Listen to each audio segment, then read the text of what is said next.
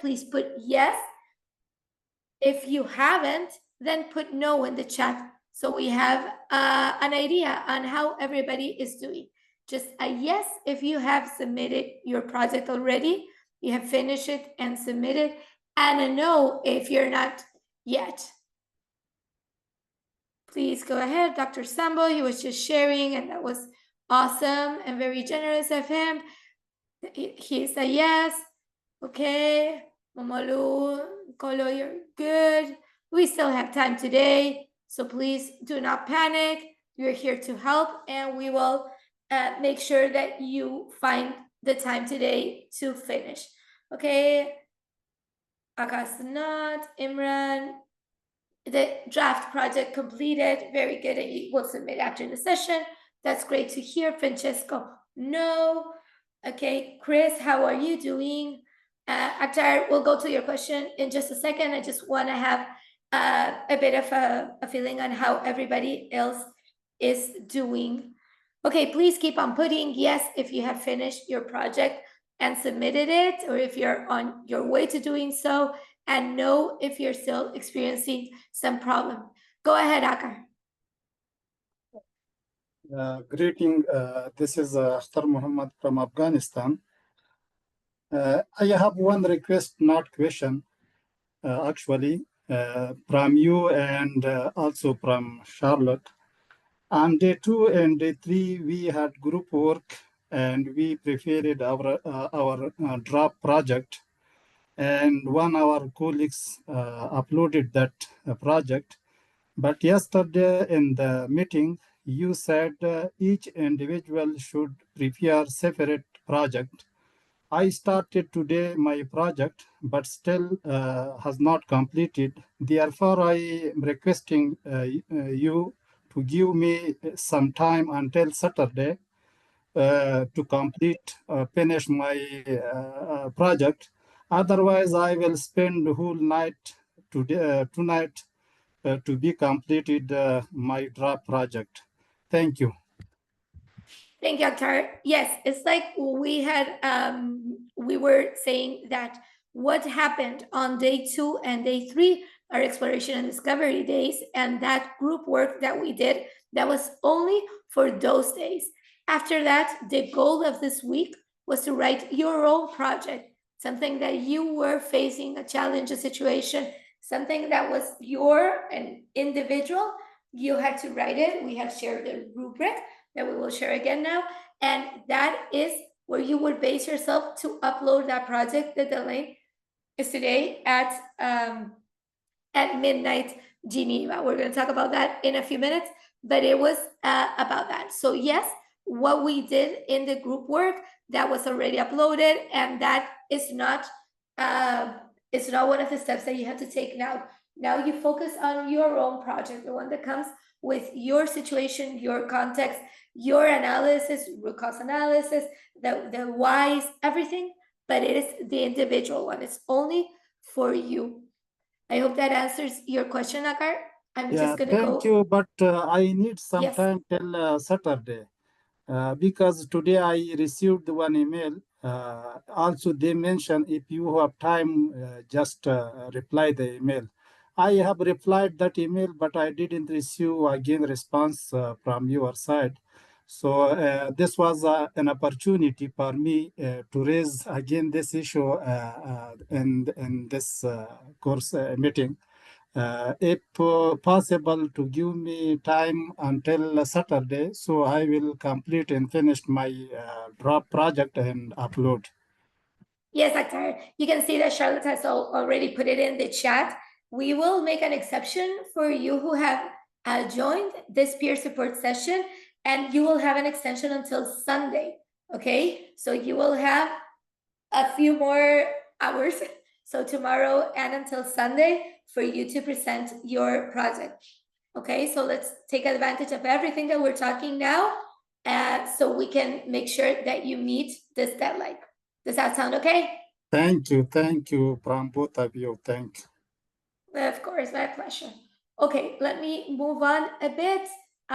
Remember to avoid interruptions, so just hang up if somebody is calling you. And remember, everything that you need to know is in the courses. Everything is there in our platform.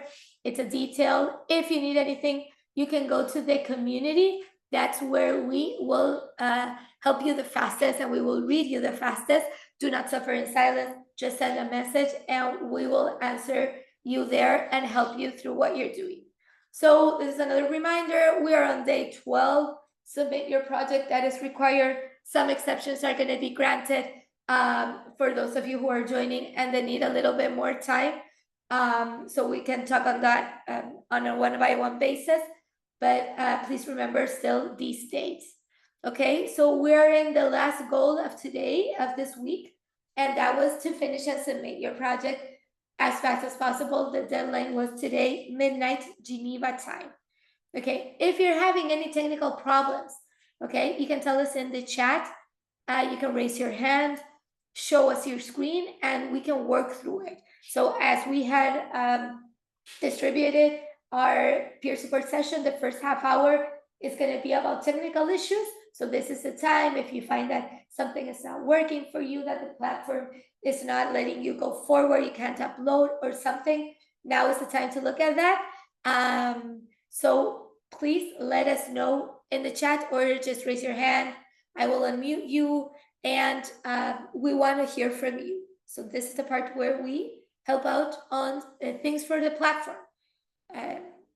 Charlotte is in the chat asking if you have any challenges when submitting your project. Those of you who have it ready or are those that were commenting that they were going to upload it later, maybe you can try to do it now. So if you encounter any trouble, we can help you out. But this is the time that we have assigned to help you throughout any technical problems. So I don't see any hands raised. Go ahead, Charlotte. I'm seeing Francesco. Those that answered no in the chat, there is Francesco. Francesco, are you able to unmute to tell us if you have started, what the challenge is, and will you be able to finish on time? Yes, I think, hello everybody. I think I can finish it this evening, no problem. But it's my real problem because I'm talking in a project that regards everything, or is not a specific case, but it is a general purpose for all case for all problems in healthcare. I'm talking about to use the principles of human factor in healthcare. So for me, I can have some example all the same. It's something that you don't follow your protocol, don't follow the rules. You made mistake, and nobody check you and so on. Over. Okay, thanks, Francesco. Achi? Are you able to unmute? I also saw a no in the chat from you.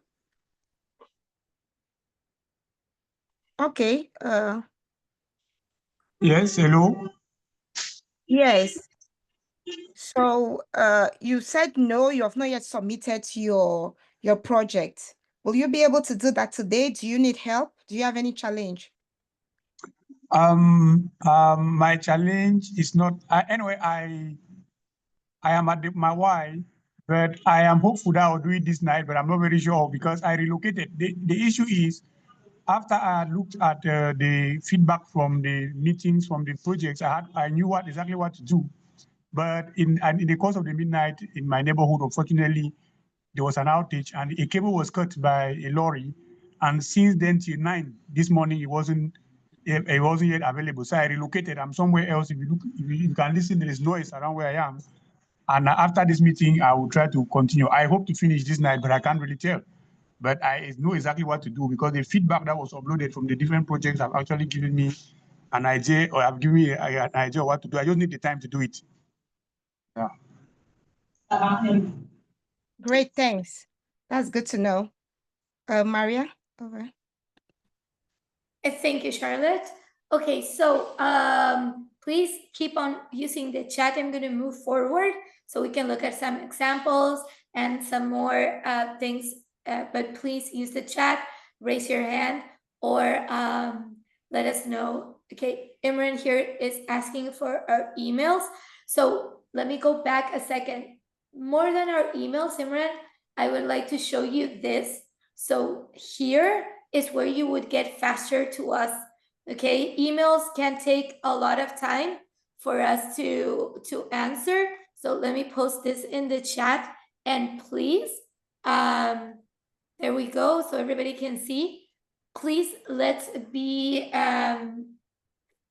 work through the community, and that's where everybody else can see if we're helping you with something that they're also going through and they would need it. And that is the fastest way for us to work. So do not focus on emails, but in the community, so we will get back to you sooner. Okay, and okay, keep on using the chat, please. Let me go back to here. So let's stay focused. What matters now is how to submit your course project. I'm going to go over this as many times as needed, as long as nobody else needs any more help and everybody is good with this. So how to submit your course project, okay? Everything that we have here is already in our platform. Remember that we are on day 5, and day 5 is where and when we were to submit our project. So you will find in the course curriculum day 5, and here where the big red arrow is, and it says submit your draft course project, that is where you have to click to it's where we're going to upload our file. Remember that we have saved our file as a Word document, as a PDF, or as a PowerPoint in case you wanted to do it. Those were the things, the 3 formats that the platform allows, and those are the formats that your colleagues are going to be able to work with when they do your peer review. I'm sharing that link in the chat right now. So the deadline is today at midnight. Some exceptions are going to be granted, like we were just speaking. So just let us know how you're doing on time. Let's move on here. Okay, so in our step-by-step guide, okay, you will, and you have received several emails where we were showing you and telling you where and how you had to do this. So please look in your email and follow the links that are there, same ones that I'm still sharing, but you can keep them there as well. Okay, so let's go from the very beginning. You will log into your account and you will click on the course. This is equity. Okay, so you will look at that and you will go to curriculum. That is the first step. And after, you will go to day 5, as I was saying, because day 5 is today. You will find the third option here, and there is where you are to submit your draft course project. Okay, so let's move on here. You will scroll down in that screen until you find a part that says start your submission now, and you will hit that start button.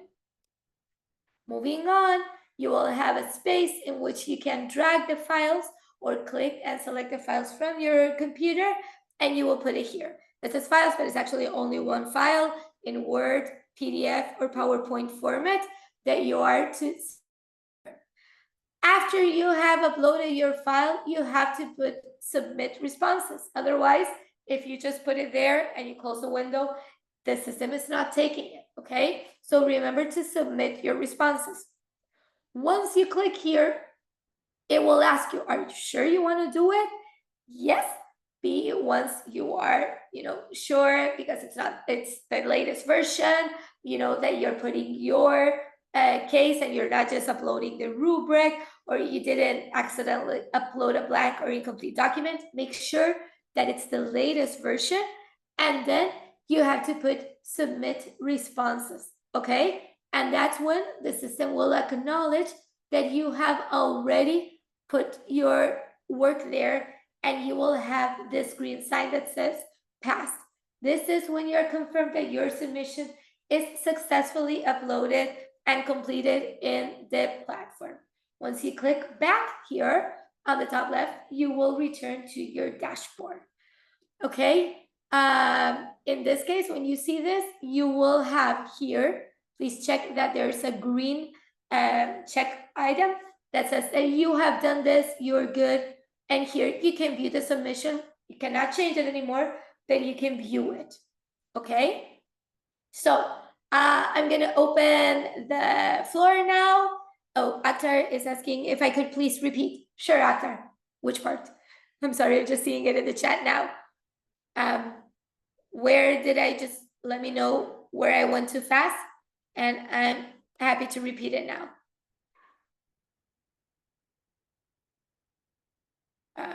I cannot hear you, Akhtar. Let me ask you to read it again. There we go. Maria, after it was when you were still on the slide to upload that I saw the comment in the chat. So Okay.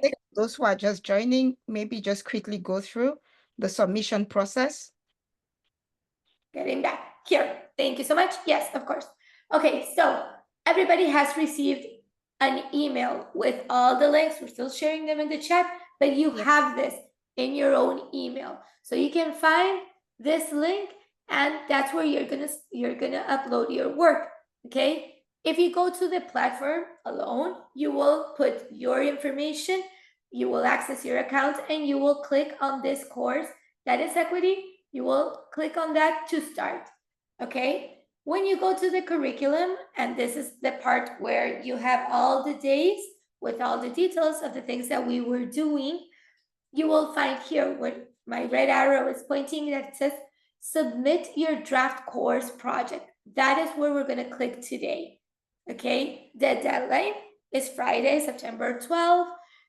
Some exceptions are granted, and we can speak about that in a few more minutes. And here you will hit the start button to start with the submission process.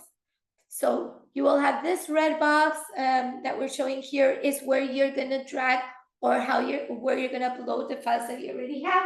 Remember that the files can be a Word document, a PDF, or a PowerPoint with your case. Okay, so this is not the rubric that you were asking you to upload. It's your case, your story, your context, your root cause analysis, the whys, everything that you have done for your own context. Okay, once you upload that and your file is already here, that's when you will hit submit responses. You have to make sure that the file that you put there is the final version of your file. It's not the rubric, it's not a blank file, it's not something that has, I don't know, highlighted comments that you wanted to work into deeper, or that you had to make any corrections, or you have suggestions or whatever. This is the final version. Once you're there, the system will ask you again, are you sure you want to submit your responses? And you will click submit responses. Okay, once you're sure, this is once you click submit responses, this is the screen that you will see, a green sign that says pass. This is when the system has acknowledged and has already your and you can see it here, your file is in the system. Okay, the file will have the name that you had put in, and you will see it there. Once you see the screen, you can click on the back button, and you will go back to your dashboard. If you look into day 5, you will see the check mark in green. That means that you have already submitted your draft course project. Okay, and here you're able to view your submission. You are not able to change it, but you can see what you have already uploaded here. Okay, that was it. Let me know if any other doubts, or if something you need me to repeat. I'm more than happy to do this. So I don't want any one of you to hang up on this call in a few more minutes and say, I didn't get it, or I'm still struggling. Can I ask you? Yes. Can I ask you something, Maria? Please go ahead. Sorry to disturb you. Do you submit your typed document without your name? You don't write your name onto the case study? Yes, that's correct. Yeah, I just want to make sure that it's anonymous, and then you send it in. Okay. That is correct. Yes. Okay, thank you. Okay, Talatu, is there a template for the draft project, or are we using, okay, that's a template that Charlotte shared. Remember, it's a rubric. It's a step-by-step. It will help you get to the final, to how we want you to present, or the story that you want to take, that you want to show your colleagues. If you have done a different template and you're still telling the story and you're still doing the root cause analysis and you're still, facing, or not facing, but you're still working with the guidelines that we gave you, that's perfect. You don't have to follow or work on that particular Word document. It's the most important part is that you present your case the best way that you can.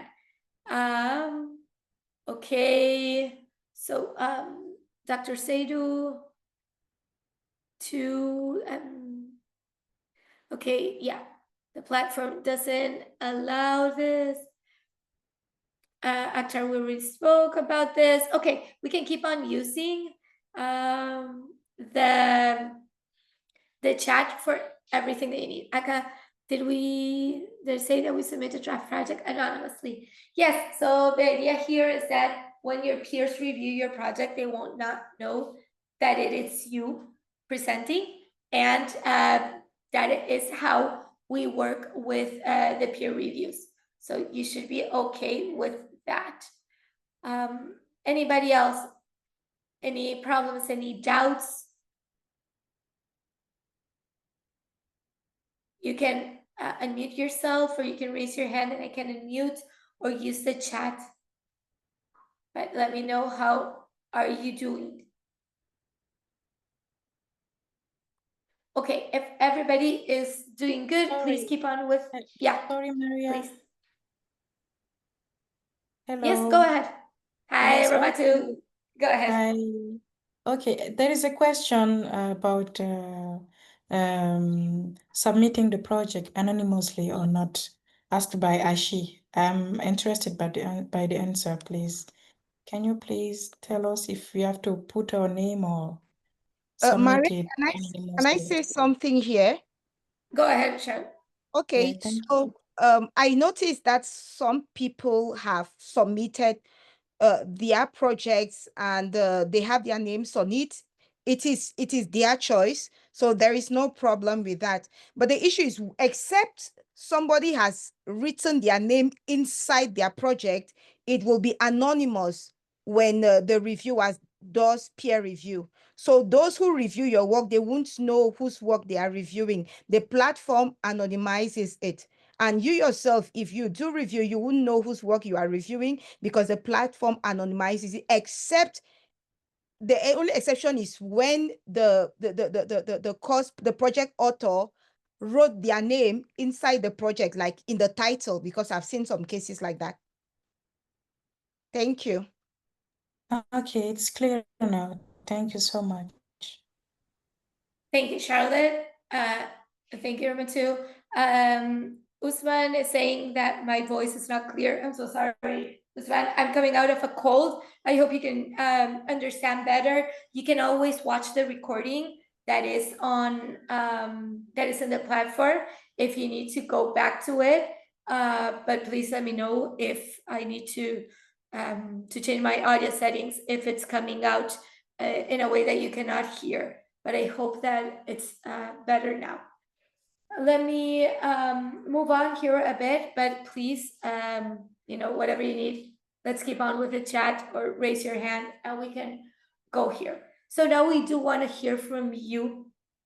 Okay, so I would ask some of you that want to share, and we can help you now. Introduce yourself, tell us what you're writing about, what have you finished, where are you stuck, what do you need help, how can we help you finish, and if you have any troubles on submitting, or if you already checked the platform on that. Imran, go ahead. Maria, please, earlier Yes. on we promised Collins that we're going to listen to him, because he Okay, was let's go with Collins. Okay, let's go with Collins first, and then we'll go especially back as to you. we listened to Imran yesterday. Perfect. Hi, Collins? hi. Yeah, There thanks you a go. lot. Should I share my screen? Yes, if you want, that's even better. Yes, let me just stop here. You should be able to share your screen. I can't. It is asking for permission. I think I need Oh. some permission for it. There you go. Yes. You should be able to share it. No, I can, yes. So I hope you can see my screen. I think it's coming up. Yeah. Yes, we can. Go ahead. I think I've like kind of at least started drafting and on my story. And I think the story that I really wanted to share with all of you is in terms of healthcare, specifically with disaster healthcare. My field is kind of like at the intersection of young people and disaster risk reduction with a public health kind of lens. So what happened was basically in 2022, I had the opportunity to participate in one of the global meetings on disaster risk reduction, and I was specifically interested in health. And what happened is that I noticed at this particular meeting that there was some side sessions that were talking about youth health and youth involvement in disaster risk reduction. But at this meeting, ironically, there were no young people at this meeting except for, well, maybe me, I guess, if you can consider me a young person. So, I mean, it seemed very top down and very sort of like we think that youth need this and we want to do this for them and they need this, right? More than it was not very inclusive in any way. But also during this particular meeting, it was where this sort of inclusive disaster risk reduction theme sort of came up.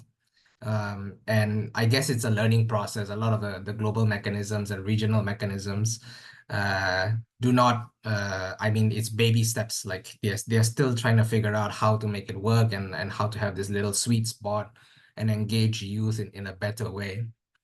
So I think my story sort of touches on the unfairness of or at least tries to touch on this unfairness of youth not being part of this round table, or so to say, long table in this case. And this is a problem that we see not just in at the national level, but also in the regional level, especially in Southeast Asia, where we are very traditionally sort of like dependent on older people or more senior people who are the wise people and the knowledgeable people to sort of tell us what to do. And this is kind of like a cultural thing, I think. And to shift away from this sort of like youth being passive listeners, it takes time and baby steps are being taken. But it's sort of like more, I personally feel that more effort needs to be put into these efforts, into these sort of engagements, right? So I that's basically what I've written so far. I haven't sort of got into the analysis part. So I was planning to do this over the weekend. But basically this is the situation as it is now, that young people in Southeast Asia want to actually have a seat at the table, and they want to be engaged with healthcare policies and planning, but we are not there yet. I mean, health equity is sort of an uphill battle that we're working towards every day, and it's a struggle, and it's never ending, or so it seems. But yeah, I think over the next couple of years, there's a need for more rapid acceleration in terms of this sector. And that was just sort of my story that I wanted to share. Okay. Thank you so much, Collins. Now, before we, Collins would like to maybe start looking at the analysis, the why, the analysis of your problem. But before that, it would be great if we can hear from colleagues in the room. Have you been faced, or are you faced with a situation that is similar to Collins's own? What is your own experience? Is there anyone that would like to share? And how have you done it in your context? How do you get the youth more involved? Because I know this is a problem that cuts across countries, across continents. So it's not particular to Collins's context. So if you have any experience of that, you can use the chat, or you raise your hand if you want to share, around this. And what I am actually, what we are doing now is a bit of what you will do as from tomorrow for those who submit, that is peer review, because you'll be giving feedback based on your experience. You'll also be giving feedback based on the rubric. So, or if you want more questions for clarification from Collins, go ahead also. I see Ahmad Mohammed, your hand is raised. Please go ahead and unmute. My own is more of a question. Okay. Me too, I'm working on my own project. I am done with my wife. Can I share my screen? Okay, you want to share your experience also?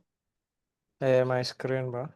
Yeah, so please just hold on for a moment. After we finish with Collins's situation, then we'll get to you. If Maria Okay. if Maria gives us the permission to do that, of course. If that is Okay. okay. Of course, go ahead. Okay. So okay, so Collins, why do you think youths are systematically excluded from the disaster healthcare decision-making process? I think it's more like it's more like the way that things have always been, and that's the way that they continue to run. And a shift is happening, but it hasn't happened yet, I guess. It's Okay. kind of like it's always been this way. Like it's always been like the health minister says that this is what we're gonna do, and then everyone just says yes, sir, and then we do it this way, you know? Okay, so your first why is going to be it's the routine. It's routine, yeah. Okay. So it's a routine. And so why is it a routine? That's the second why we'll be asking. Yeah. Mm. So I think maybe in terms of why it's routine, it's a multifactorial, no? It's cultural, it's also, I don't know, the way that the system is built. Um, it's also just the way things have always been. Okay, because of the way the system has been built, if I get you correctly. Yeah.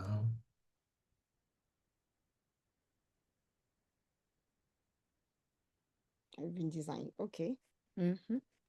Mm. And why has it been built and designed that way? Potentially, that's the third.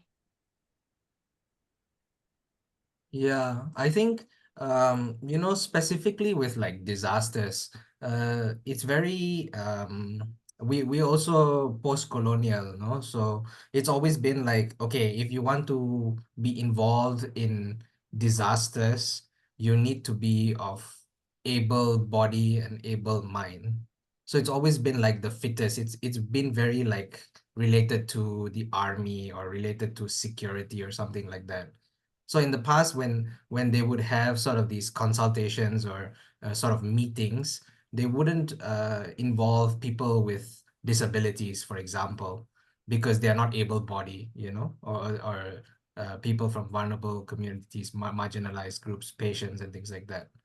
So I don't know. I guess it's a very operational design because it's more of like, okay, when disasters happen, we need able bodies to help carry stuff rather than preparatory, in terms of understanding, or maybe there wasn't a lot of focus on planning so much. I don't know.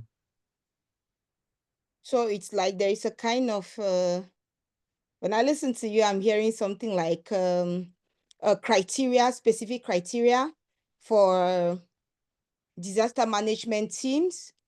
So, well, Yeah, the I think question it's is, why was the system designed that way? And I see Chris has written the chat, maybe youths are authentics and react directly without any fear. So I don't know if Chris, you are able to unmute yourself to elaborate more, because the real problem is that youths are excluded in disaster management. So your fourth why, I look at it in terms of responsibility, the ability to manage emergency or to respond to emergency. Hello, Yes. can I share my thought, please? Yes, please go ahead. Yeah, I'm adding my voice to Colin's presentation after telling his story about disaster management. So I listening keenly, I will want to add my voice. I want to understand very well. Are you, Collins, are you talking about involvement of youth or marginalized groups, which include youths, women, people living with disability, into disaster management in terms of active participation in clearing or ensuring that disaster is stopped or something? Or are you talking about in terms of inclusion of these marginalized people in decision-making around issues of disaster management? So that's one question. Another thing, because if we don't get to understand whether you're talking about inclusion into decision-making processes or in the active management or in the active stopping of disaster, coiling of disaster is one thing. And in decision making around maybe the money to be used to for the conduct or management of disaster management and stuff like that, these are two different things. So if you are talking about issues of disaster management, I see the youths that you are particular about being proactive in stopping disaster. And when you're talking about able-bodied, men and women, they are comprised of the youth. So they should be rationally, they should be involved in coiling disaster or in stopping disaster or except if we're talking about in terms of money, in terms of decision making around the management of disaster issues. So you have to be clear so you can be able to understand the root causes very well. So again, I would like to say, for instance, if you're talking about in terms of inclusion in decision making, whatever it is disaster management, whether it is whatever issue you're talking about, it is almost a global thing that marginalized population are further marginalized in terms of inclusion in decision making, especially when it has to do with resources sharing or some sensitive issues that has to do with power relation. So it is not just about youth, it's about women, it's about children, it's about people living with disability and so on and so forth. And again, we need to understand this inclusion that you're talking about, is it at the local level or at the national or at the national level? I would like to share my experience, for instance, in Nigeria. For instance, in our communities, in our cultural communities and local communities where most disasters happen, it is you as a youth, when they are talking about, when they are discussing, when they are making decisions around managing whatever kind of issues, if you are a young person, it is expected by the tradition for you not to participate because you can't talk where elders are talking.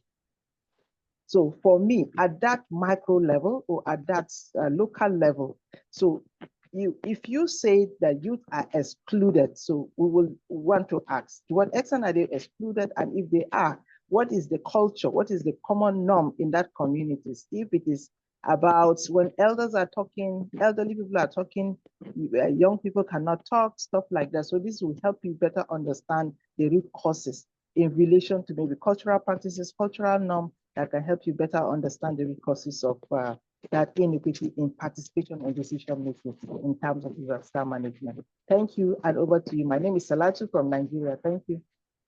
Thank you very much, Talatu. So Colin said it was about decision-making, the decision-making process, but I'd like Collins to elaborate more. And then we are going to listen to Acha, if he's able to speak to us. So Collins, over to you. Yeah, thanks a lot for your comments. This is very helpful for me.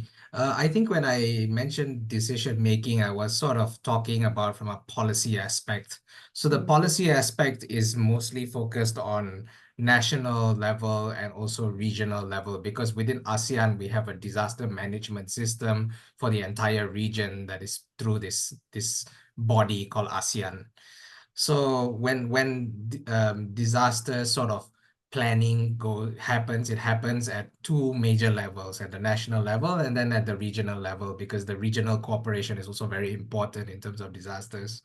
I think when I talk about decision making, it is the source, because when we talk about management, that is more of like response and more of like on the ground when the fire is burning and we need to respond, and that's the management part. But the decision making, I think it's more of like policy. It's because policy defines how we manage when the fire happens, right? So the the policy states that, okay, if there's a fire, we need to alert these following associations, for example, and all these associations, in the whole list of associations, the youth associations are not on this list, something like that. So yeah, I think I would need to refine it a little bit more in terms of what the problem is. But specifically just for this exercise, I'm focusing on youth. I'm not focusing on all the marginalized groups because there are so many. There are people living with HIV, there's diabetes, there's all kinds of groups, pregnant women, elderly, and all these vulnerable sort of vulnerable patients or whatever. But for this particular exercise, I'm concerned about youth engaging at the policy level and having a space to say, okay, that young people in terms of disasters, we need the following. We need maybe sexual reproductive support. We need a hotline that is specific for children or youth, something like that. Okay, thanks so much, Collins. But Sorry. um, Hello. yes, Imran. Can I comment on this, please? Yes, Possible? please. Okay, I'm pretty much in line with what colleagues have said, but just speaking broadly on disaster management, there are three levels. In the national level, there's regional, there's district and sub-district levels. The national level is basically setting policies in terms of, okay, what kind of disaster? Is it an earthquake or is it a flood or A, B, C, D, E? Okay, and then the plan has to be operationalized. Okay, how it's operationalized is as at the regional level and the district levels. Okay, and there are special things that need to be addressed in that in terms of that, how it is going to be managed. Okay, the resource allocation is totally different because in terms of, okay, we have $100, okay, out of the $100, how am I going to use what for what? Like how much for human resources and how much I'm going to use for supplies. So it has to be very clear, there has to be guidelines. And then every district and every region has a different allocation of resource. So, and they should be, they are, if like in Pakistan, they are decentralized. So they have the right to make that decision. That means out of the $100, what are they going to be using that money for which activity? So that's what Thank I'm you. saying.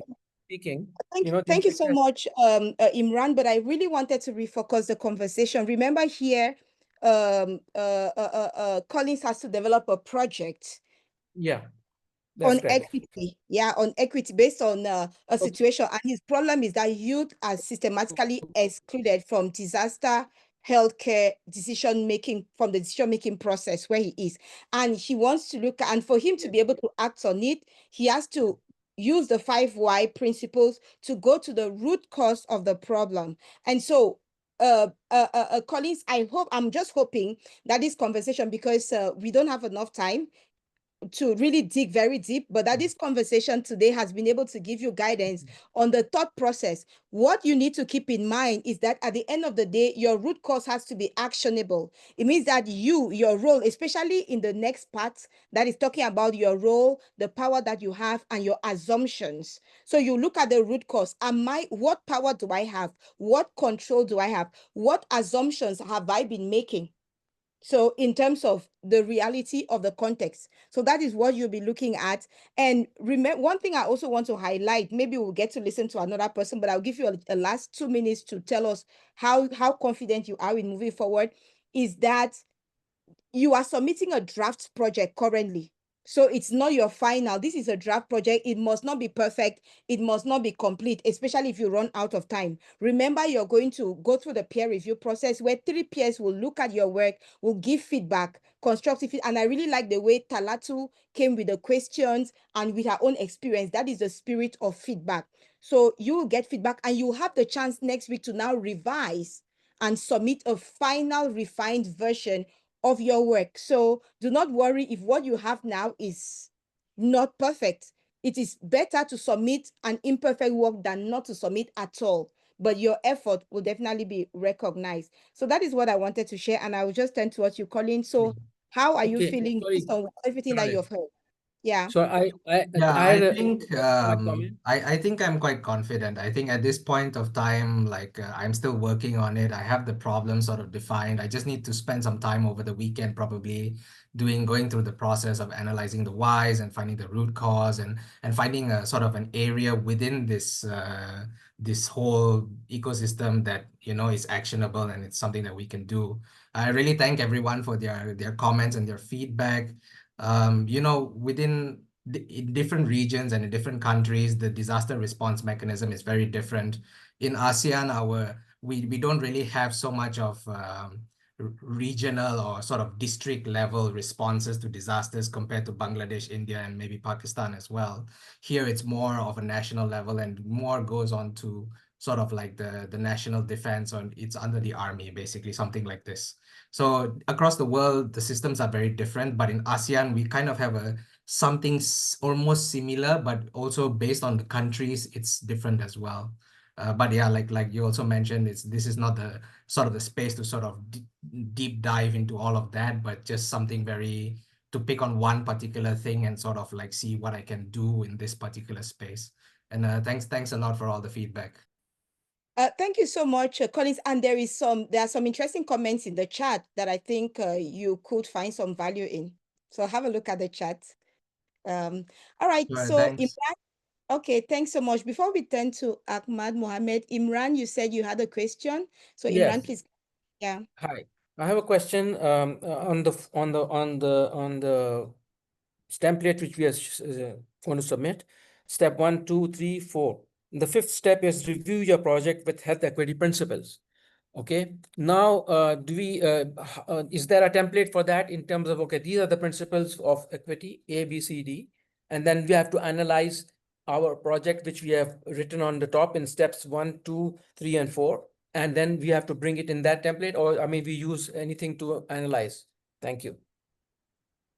Okay, thank you, Imran. So if you have a look at the rubric, I don't know if you downloaded the rubric, Imran.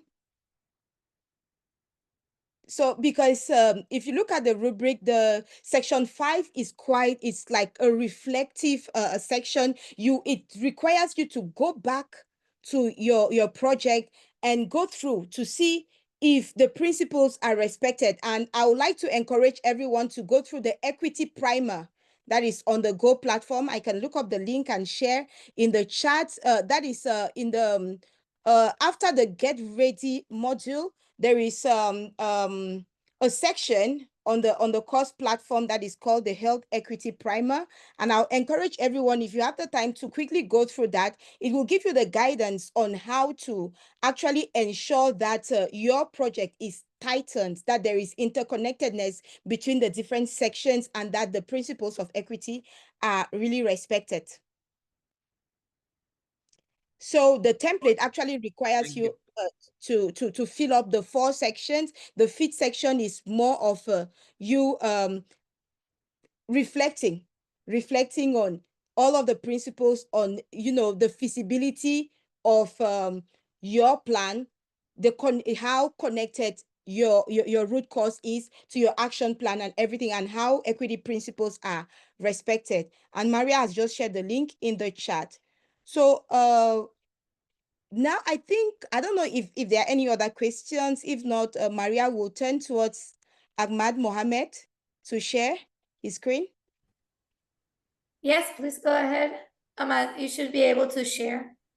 Okay, thank you.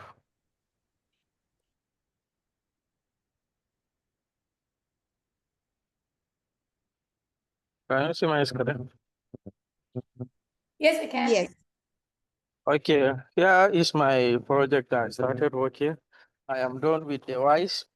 My own concern is for me to connect with people that will really help me go through the WISE, so that maybe if there is any additional comments or something that would help me understand more on these professional roles, because my own role with the stories when I was supervising an LGA, local government authority, here in Nigeria, in Kaduna State. So my own work description is to track these teams using geospatial tracking system, whereby I'm giving them trackers so that when they visit a settlement, it will be able to tell me on my dashboard here, yes, that there is visitation and so on. But it's not entirely for the entire settlement of that LGA, is for some specific settlement.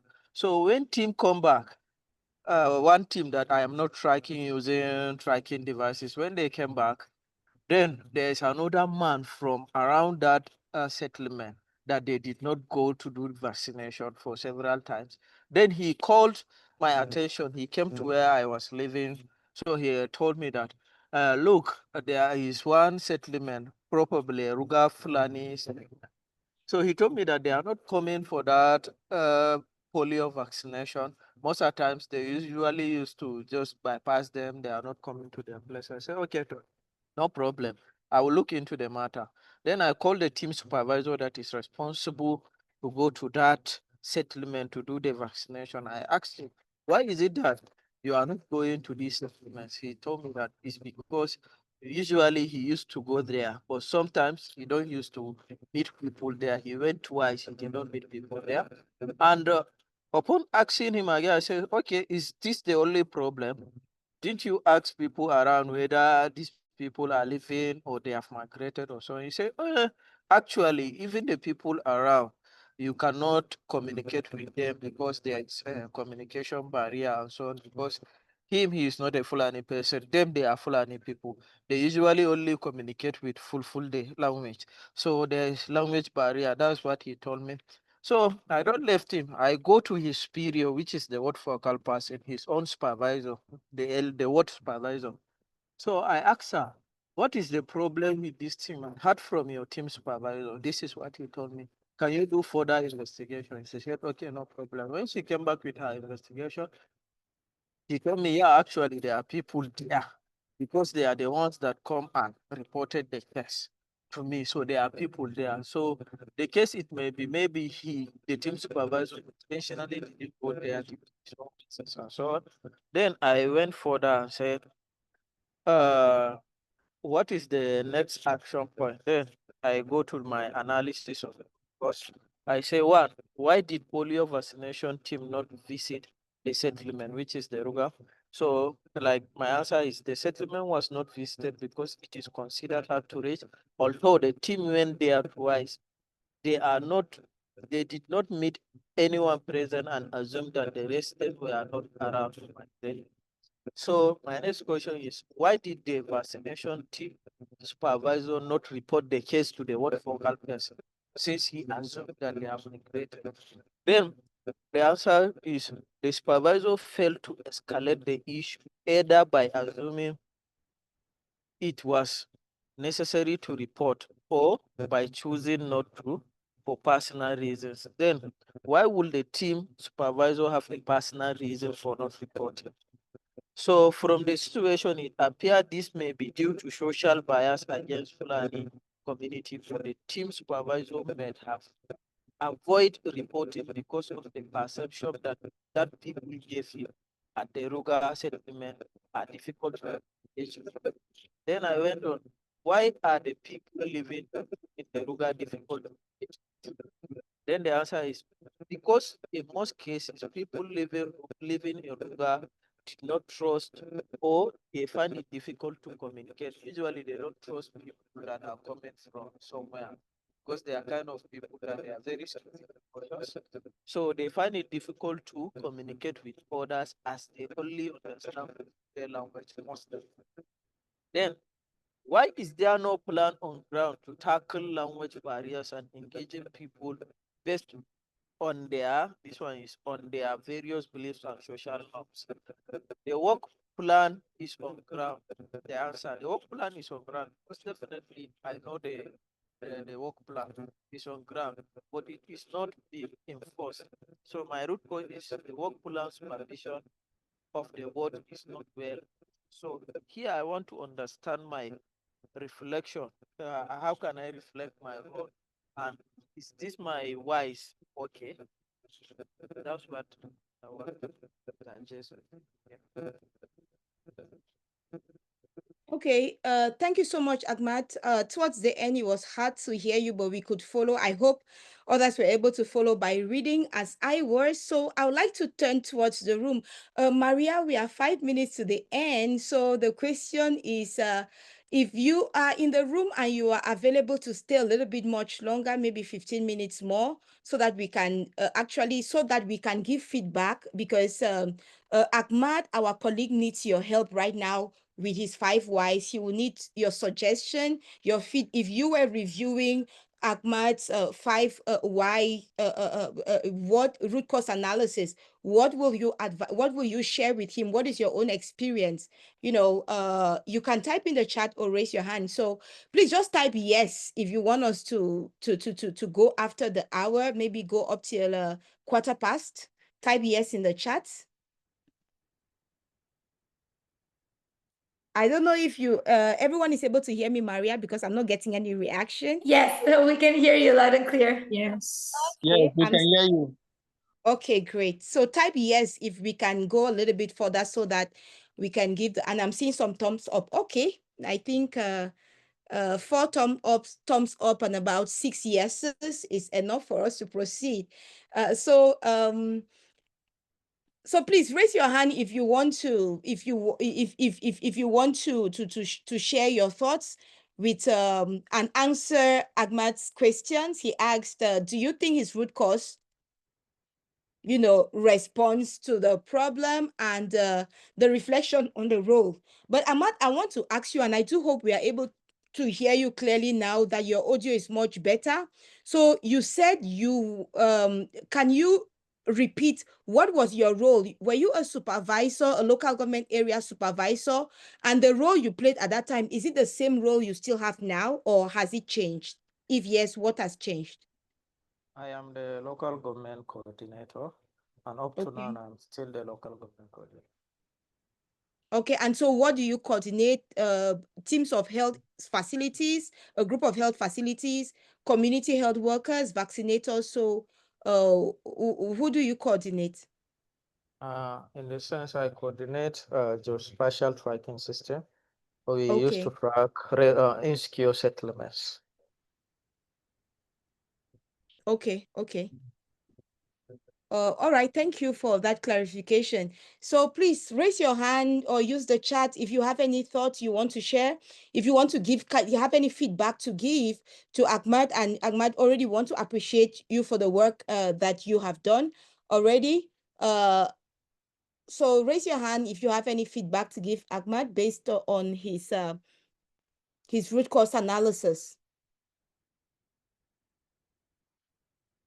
If you have had a similar experience of having had to reach areas or some spots that are usually forgotten by immunization teams, do you have any experience to share? We really want to hear from you. Okay, can I come in, please? Yes, please go ahead. Yeah, thank you very much. This is Dr. Talatu from Nigeria. Again, I want to share my experience from Nigeria. And coincidentally, the person who shared this story is also from Nigeria. So when it comes to immunization in Nigeria, there are catchment areas, there are Rio micro plan, there are settlement, catchment, document, and so on and so forth that capture settlement where people are, so that it can direct vaccinators to go and vaccinate them. So all of these communities, wards, local governments, to the different level of communities are organized into what we call the Rio Micro Plan. And I'm sure the speaker understands that, and probably the geospatial analysis work that he's doing is to better capture these communities so that they can become visible for vaccinators to go and vaccinate children. So it is very important to understand the extent to which the concept of inclusion has been considered in terms of in terms of what you are doing. That is, to what extent do we understand the different kind of issues that can prevent people from being visible and be captured within the radar of immunization space.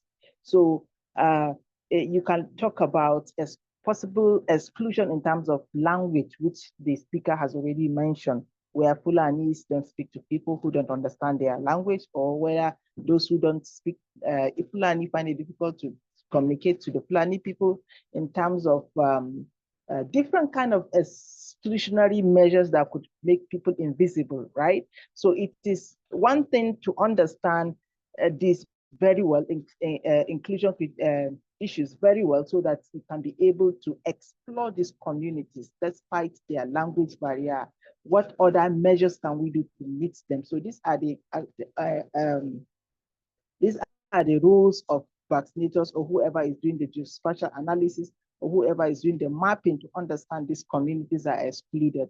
So it is one thing to put in mind this inclusion lens will help you to understand. And then again, in terms of working with different groupings, please, the Fulani people, I understand them very well, they have a gate.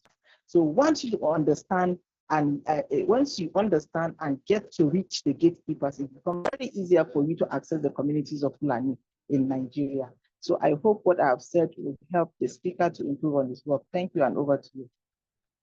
Okay, thanks again, Talatu.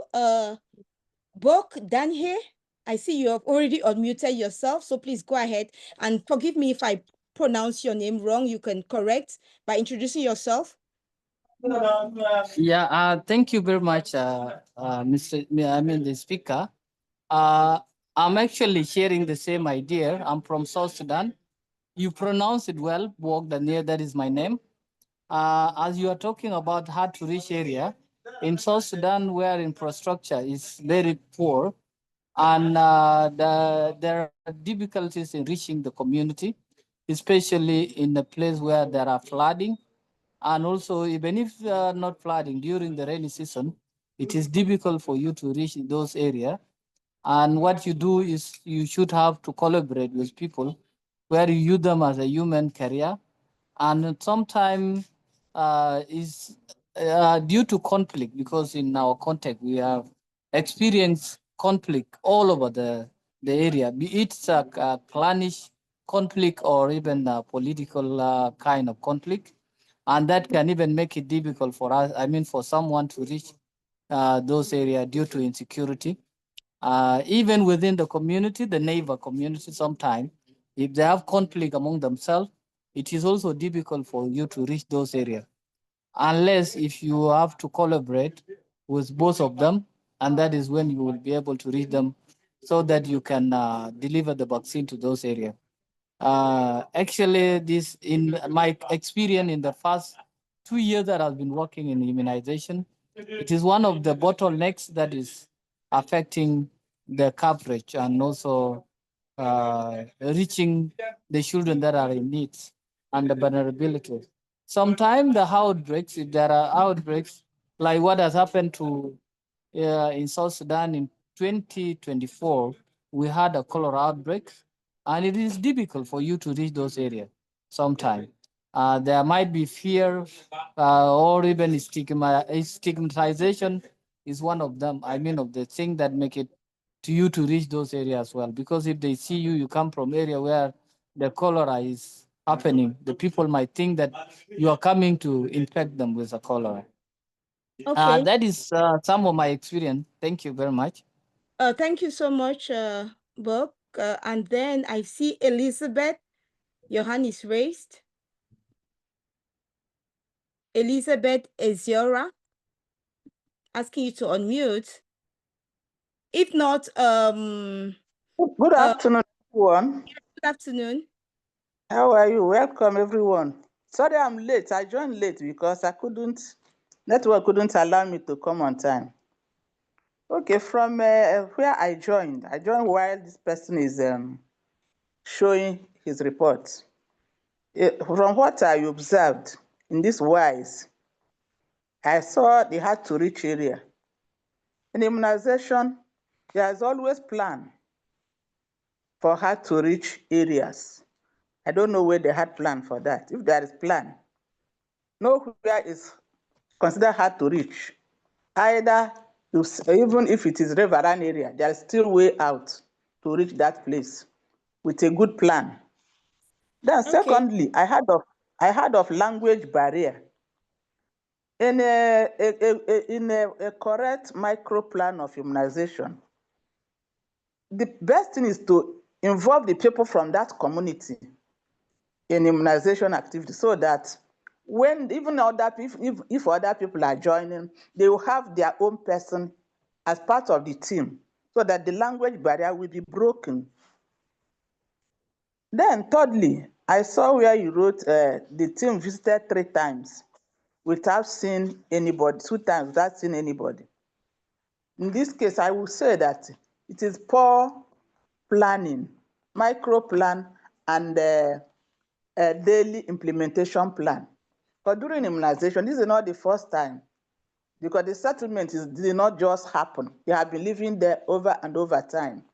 So during the IDP, that is a daily implementation plan, they're supposed to go there, know the time they will always be within their house. If it is in the morning, afternoon, or in the evening, or on the local market days, they're supposed to know the time to meet the people at their locality. So in this case, I will say that the immunization team supposed to plan very well because they didn't say these people rejected, but they did not see anybody. And they're thinking language barrier. They are just, it's an assumption. It's an assumption that there are nobody's hear their language. In the planning, they're supposed to plan and include the person from that facility, from that community. So what I'm saying that it is the planning from the beginning, from the immunization team, planning process did not consider those community well. That's my own input. Thank you and over. Thank you so much, Elizabeth. Now I have a question for Ahmad. Ahmad, I see your root cause is the work plan for supervision of the work is not well enforced. Now, the question I'm going to ask you is, why is the work plan not enforced? I know that is your fifth why, but I don't know if Ahmad, yeah, you're sharing your screen, so it means you're still here. You should be able to, okay, unmute. So why, in your point of view, is the work plan not enforced? From my own understanding is because maybe they are not like, for example, like my fellow colleague here, Elizabeth has said, I have learned from her that maybe they should have know how these people operate during their daily activities. Like maybe they are going to market or going somewhere, or at least they should engage people from that place, not necessary people from somewhere to go there, because one of the reason is that they said there is a language barrier and so that's Okay, why I said they are not following their work plan and okay, the so supervision.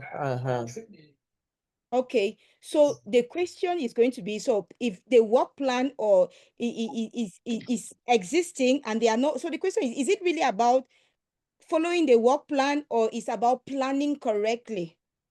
Because those It's are two different things. So that's what you should think about. Are the Fulanis, is there a Fulani person that is involved in the planning? Did they study their context? So those are things you should think about as you're doing the root cause analysis. okay. Okay. So, Okay. and just one thing I wanted to say is at times you can actually go down to the fit why, but you realize that the fit why that you have is not actually your root cause because you can actually ask another why. For example, I just asked Aman, why is the work plan not enforced or why is supervision? And then he realized that there is another reason for that. So you can actually ask up to 6 whys, and then you finally discover that your root cause is the number 6. So there is no problem. But this guidance is that generally, by the time you have asked why 5 times, you have arrived the root cause. So I hope that is helpful for you, Ahmad. And I just wanted to pull up something on the screen concerning your next question about your role. You asked a question to understand your role, reflecting on your Yes. role. So I would like to Yes. send you to criteria 3 of the rubric, but I'll just share with you. So you need to ask about what is your position. So what is your relationship with the people in your story? That's what you're writing. Are you an insider from the community or an outsider? how does your position change what you can see and what might be hidden from you? That is why I like the fact that you said you investigated, you asked questions. And then about Right. your power, what power and advantages does your professional role give you? Do people listen to you more because you are, you are a local government area GPS coordinator? So those are the questions. How will you share your power in the action plan about your assumptions? And yes, from what you reported, there are a number of assumptions that you made. Maybe the language assumption, the assumption that the Fulani people, they don't accept strangers. So all of those things, you write them down. So this is really what you are to include in that section 3 about your role. So I don't know if that is understood. Okay, thank you very much, ma. It's very well understood. Please come back, explain more further on that our rules. I'm Okay, interested. yeah, I just Please. wanted to find out from you, have you submitted or have you started working on your own project? Elizabeth, I don't know, I'm asking you to unmute. Okay, I have started. Okay. I have started. All right, so Maria, so don't worry, we are going to get to that about your role. So Maria, I don't know, we have just the time is flying by so fast. So Maria, please, can you share your screen and go Yeah. through the remaining slides? Yes, Charlotte. I hope you can hear me and see my screen. Yes. Okay, so let's go back here. Some reason there. Okay, so we've already spoken about this. We already said, please check on your emails. We looked at some examples. There are more here we can share. Yeah, Maria, I wanted Yes. to dive a little bit on the example. So I wish I had enough time. I went through some of the projects. I wanted to bring out some good examples and some not so good examples, but I didn't have enough time to look at the not so good examples. But I wanted to look here, share a good example of the description. I'm sorry, maybe the Zoom is not really great, but it's just that when you're the story, it has a context, give enough details about the story and then the bigger picture. So the bigger picture, that is great. I'm not going to dive so much on that because I know most people have actually been able to share what their experience is. So next slide, please. A good example of, example of a good 5 whys analysis. So here is the problem is migrant calling workers are inadequately protected during avian influenza response. And her first why, the first why here is why were workers inadequately protected?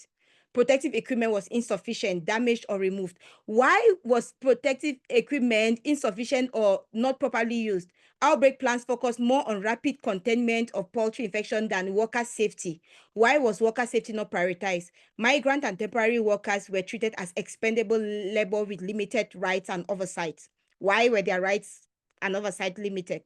No clear institutional responsibility. So you see how the 5 whys is flowing until the root cause. The root cause now is lack of integrated policies and accountability mechanisms to ensure migrant worker health and safety during zoonotic disease outbreaks.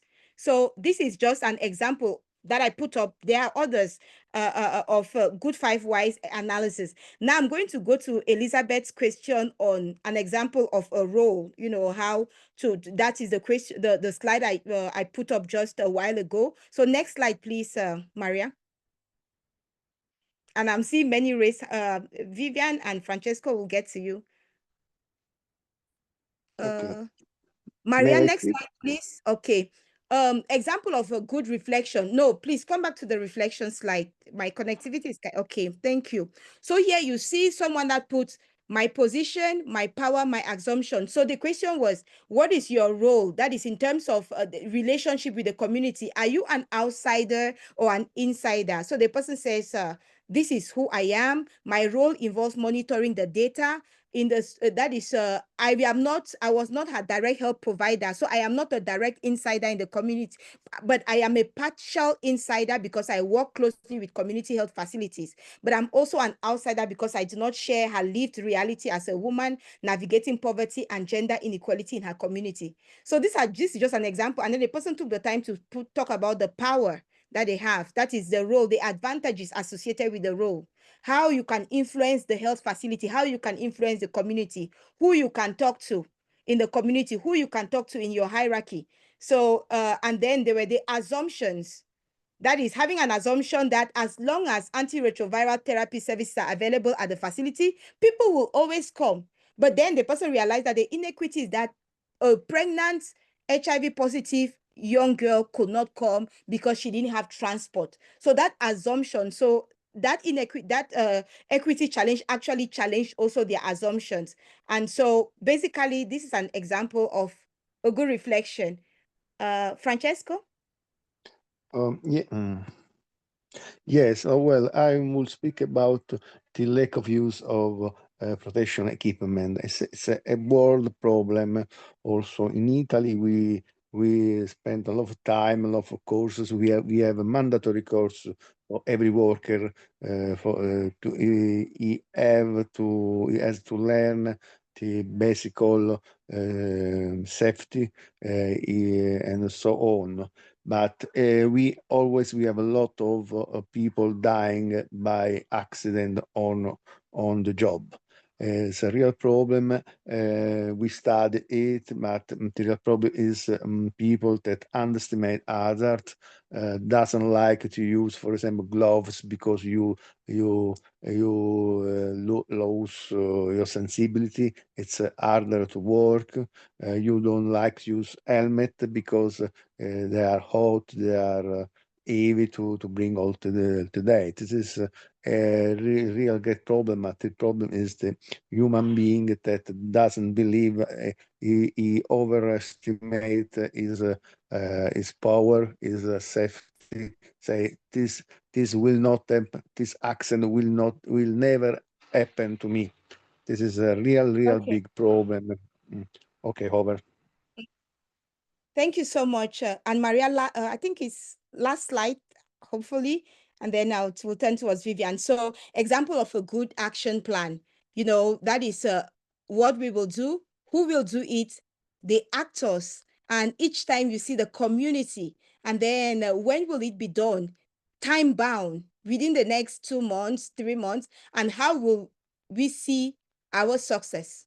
So it is measurable. So I just wanted to put up some of these examples that as you're working on your project, please keep this in mind. Pay attention to the rubric. We used to call it the Bible of the scholar, because there, everything you need for success is included. And as I said, if you're out of time, do well to submit something. It's better to submit a project that is not perfect than to submit nothing at all. Vivian? Okay, Vivian, good afternoon, everyone. Afternoon. Yeah, good afternoon, everyone. Okay, I must commend this team. You have really done a whole lot, a great deal of explanation. Though it's really taxing, really taxing, because running through our jobs and all of that was really worth it, because I got a lot of insights to new things and new approaches.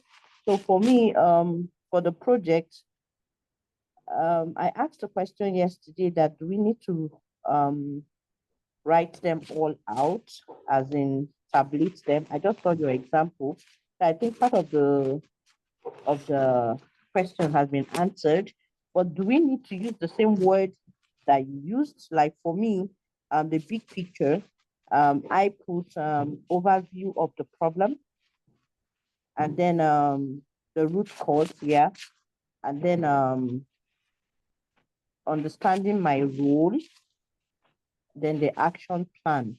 So the action plan, does it have to come like a table, or you can just write them down, narrating everything and all of that? And then when we're done, is there any other thing aside from submitting it?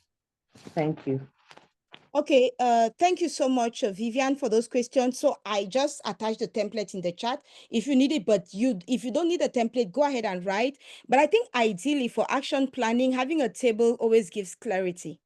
Having a table always gives clarity, but we actually encourage your creativity. That's you being able to understand the project the way you understand it and write it down, in your own words. So you must not use our words, but use your own words in a way that another person that does not work with you, that does not understand your context, will perfectly understand it, can be able to take it up and implement.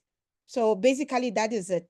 That's why we have the guidance documents, the rubric. It's really to guide you, but you can use your own words to write out your project. I don't know if that answers. And I want to hand over to Maria for the last part concerning your next question on what happens after submitting your project. So Maria will be able to take us through a few slides for that. But I see there's Tamrat Boro, whose hand is raised, and we would really like to hear from you before we go.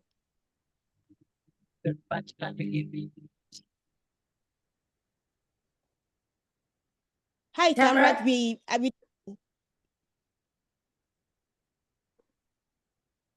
Go ahead, Tamrat. We cannot hear you. We can't hear.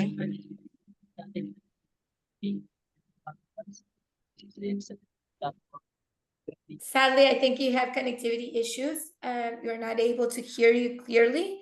Let me go through what's going to happen when you receive your colleague's work. Okay, for those of you who have already submitted, you have already received.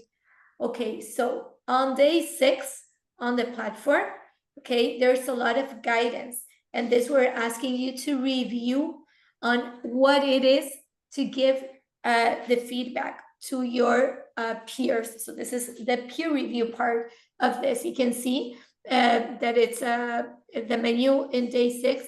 It has all these items. So first, you have to go through all of them and mark them as complete. Okay, as you can see, you have a checklist that will give you a step-by-step of what you need to do to finish with, or to get started, better said, with the peer review. And you have to mark each of the items in the checklist for you to be able to move forward, okay? So you read what I had showed you here before, and then you go through all of these, the checklist, to get into the peer review section. Okay, here you will see 3 different projects, anonymous, as we have said before, except if your colleague has included his or her name inside the project, but otherwise you would not know whose it is, and you will give them each helpful feedback. Okay, the idea is to improve their own work. Okay, once you see that, you will start one submission at a time. You have to finish the first submission for you to be able to see the second one, and you have to finish the second one for you to be able to see the third one. This is how the process works. You cannot do them all 3 at the same time. You have to finish the previous one to move on. Okay, so once you have it here, this is the project that the system has given you to give feedback. Okay, so you will click there, and then you have the possibility of reading it online, and you can review it there, or if you prefer it, you can download it to your computer and you can review it offline and take more time, or do it however you prefer. Remember that you have 5 days to complete the 3 peer reviews that all of your colleagues are expecting. Okay, there is a rubric that contains the same rubric that we have shared with you. This is what you have to follow, and this is what you've known and what you've written your own project. This is what you have to follow to see how to give feedback, to see if your colleague is going through or answering those questions. We also are giving you the criteria, okay, for you to give some ratings and for you to give your feedback. Okay, so the most important here is that you explain why you're giving whatever rating that you have decided. So if it is ready for more detail, okay, so then what is the detail that you're expecting? So give specific examples that will help your colleague improve their own work. Okay, so please give thoughtful feedback in these spaces. Okay. That's it on feedback, and we will have more time to look into this peer review all over next week.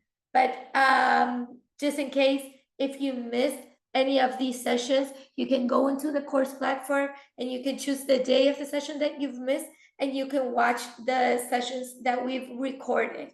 Okay. Always, and we've shared the link in the chat, and we've also encouraged you to use the community in the platform and not the personal emails, so we can follow up with you faster, and your colleagues can also take from the responses that you would get, probably if they're facing the similar challenges. Okay, remember the honor code. Okay, you have them in all the slides. We always come back to this. Okay, the principles. Remember how we use artificial intelligence. Dr. Sambo was sharing earlier with a very detailed disclosure and how he had used, for example, artificial intelligence, and he had used ChatGPT to do this, or he had used this other tool to do that. So disclose if you're using it and how, and remember what are the prohibited uses. Please take into account all this.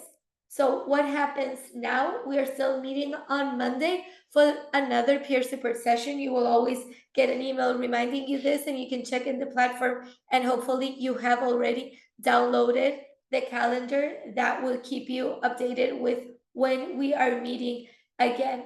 Okay, if you're doing well for the peer support session, still join so we can help others here. It was fantastic. We're almost 30 minutes past.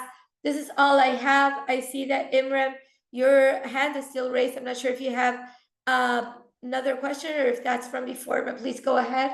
I have a quick question. In terms of reviewing the projects of other colleagues, will that be assigned to us, or that Yes. we will be assigned to us, right? Yes, the system will give you, once you go into that day 6, the system will give you the projects that you have to review. So don't worry, that is in day 6. You can just go ahead, and once you have to upload your own project. That is what will give you access to your colleague's project. So make sure that you have uploaded your own and you have finished with that submission, and then the system will automatically send you 3 other projects from your colleagues for you to review. Perfect. Thank you so much. My pleasure. Yes, Rita, please go ahead. Yes, just wanted to greet everyone and say, again, encourage you to get to the finish line for this first phase of the exercise, but also to say tomorrow, some of you are going to be seeing peer review notifications.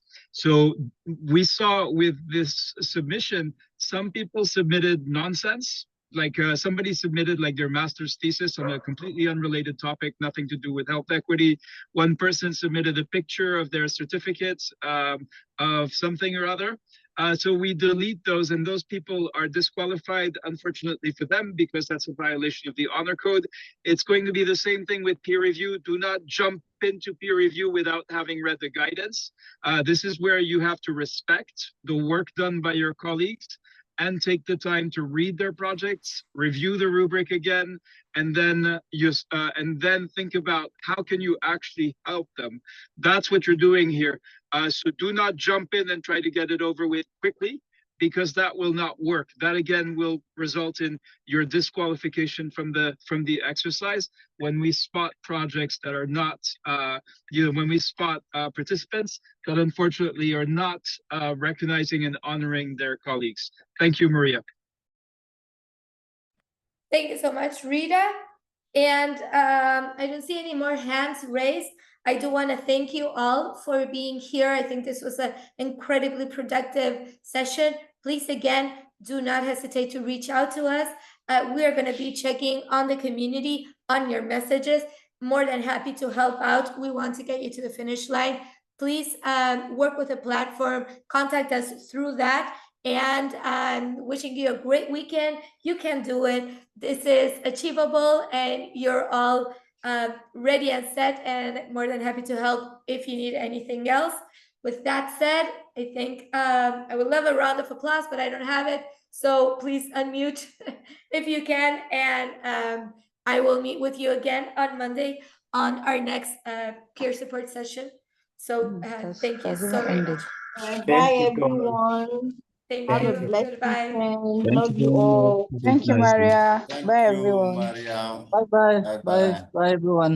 Bye Maria. Bye. Bye Ruba. Bye, Thank you everybody. so Bye. much. Bye. Thank you. Goodbye, everyone. Bye. Thank you. Have a nice Bye weekend. bye. Bye. Bye bye.